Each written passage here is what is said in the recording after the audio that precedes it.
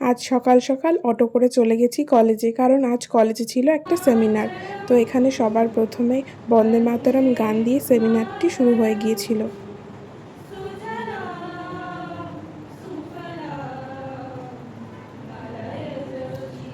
গানের পরে এখানে সকল প্রফেসরদের ফুলের স্তবক দিয়ে সম্মান দেওয়া হচ্ছিল।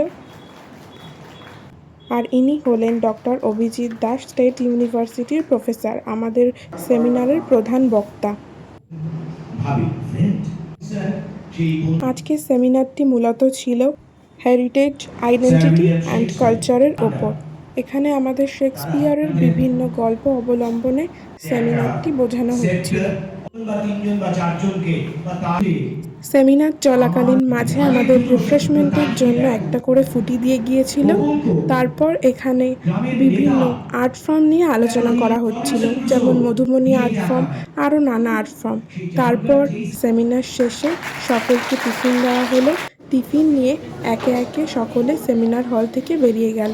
তো চলো দেখে নিই আজকে টিফিনে কী ছিল। আজকে টিফিনে ছিল একটা পনিরের কাটলেট, কালাকাদ আর ধোকলা, সাথে চাটনি। তো ভিডিওটি ভালো লাগলে অবশ্যই লাইক, কমেন্ট, শেয়ার করবেন। দেখা হচ্ছে নেক্সট ভিডিওতে।